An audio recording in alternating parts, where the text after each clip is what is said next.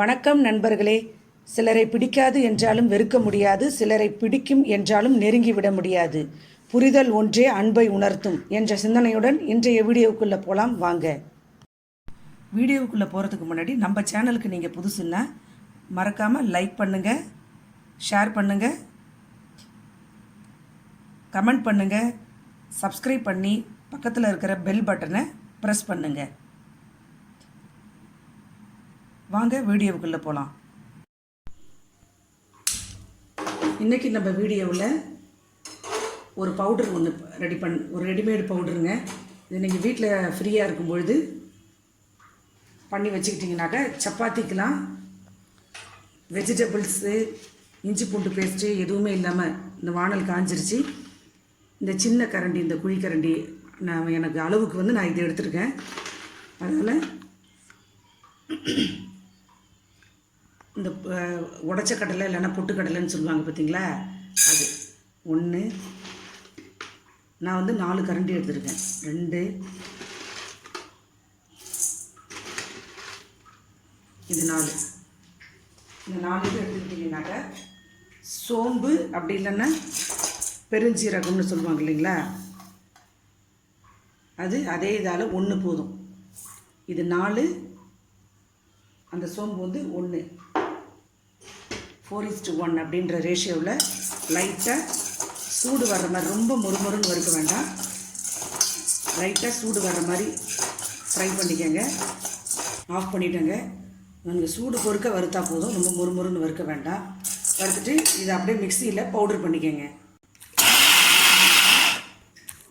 நல்லா நைஸாக அரைச்சிட்டேன். அரைச்சி அப்படியே ஒரு சில்வர் பாத்திரத்தில் அப்படியே மாற்றி வச்சுக்கோங்க.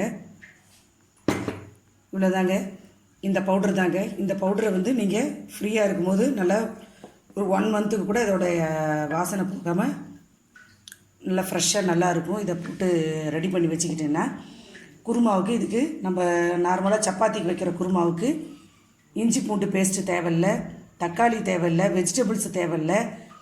ஒரு 5 நிமிஷத்தில் நீங்கள் 2 சப்பாத்தி சுடுறதுக்குள்ளே இந்த குருமா ரெடி ஆயிரும் பாருங்கள். அதனால் இப்போ குருமாவை இதை வச்சு எப்படி குருமா பண்ணுறதுன்னு பார்க்கலாம்.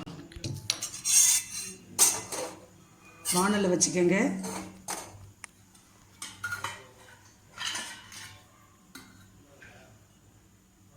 உங்களுக்கு தேவையான அளவுக்கு எண்ணெய் விட்டுக்கோங்க. கருவேப்பிலை,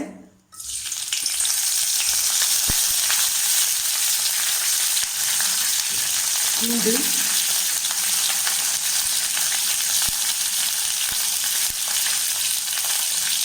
காரத்துக்கு தகுந்த மாதிரி பச்சை மிளகாய்,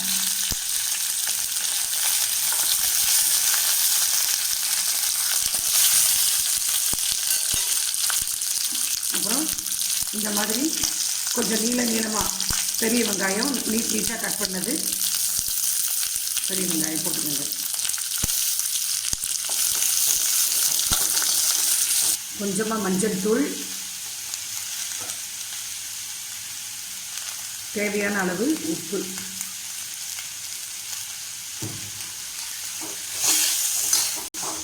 இந்த வெங்காயம் முக்கால் பதம் வதங்கின உடனே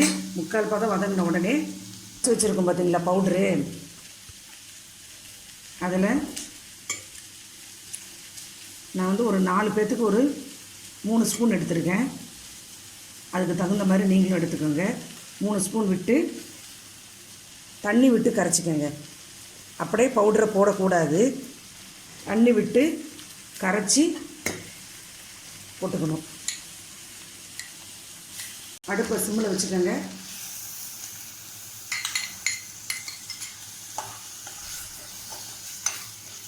இன்னும் கொஞ்சம் ரொம்ப கெட்டியாக இருக்கிறதுனால நான் தண்ணி விட்டுக்கிறேன்.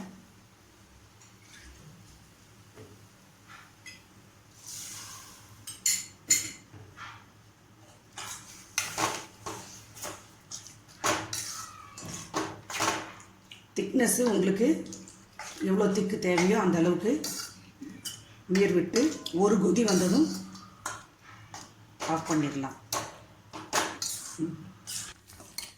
ரெடி ஆயிடுச்சுங்க. அவ்வளோதான், அந்த குருமா ரெடி ஆயிடுச்சுங்க.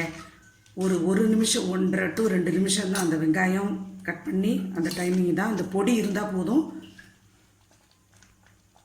சூப்பராக குருமா ரெடி ஆகிடுச்சு. உங்களுக்கு விருப்பப்பட்டா குழந்தைங்கள் இருக்காங்க, குழந்தைங்க சாப்பிடணும் அப்படின்னா ஒரே ஒரு உருளைக்கிழங்க இந்த மாதிரி மேஷ் பண்ணி அது கூட ஆட் பண்ணிக்கோங்க. இது வந்து ஆப்ஷனல் தான். உருளைக்கிழங்கு தேவையில்லைன்னா சேர்க்க தேவையில்லை. தேவைப்பட்டால் மட்டும்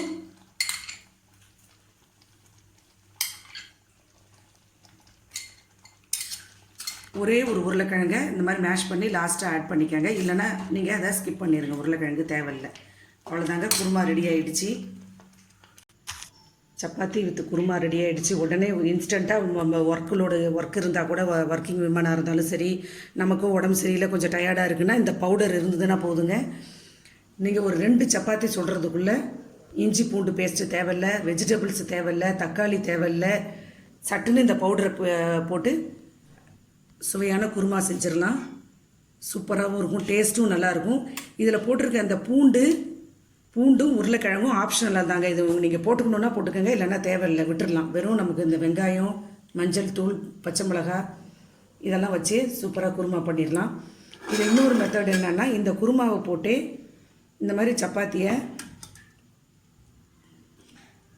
சின்ன சின்னதாக குழந்தைங்களுக்கு கட் பண்ணி போட்டு இந்த குருமாவை ஊற்றி நல்லா ஊற வச்சு சாப்பிட்டா பரோட்டா சாப்பிட்ட மாதிரி இருக்குங்க உங்களுக்கு அந்த டேஸ்ட்டு. சப்பாத்தியை விட அந்த பரோட்டா சாப்பிட்ட அந்த ஒரு திருப்தி இருக்கும் இதை சாப்பிடும்பொழுது உங்களுக்கு. நல்லா இதை கொஞ்சம் ஊற வச்சு நீங்கள் சாப்பிட்டு பாருங்கள்.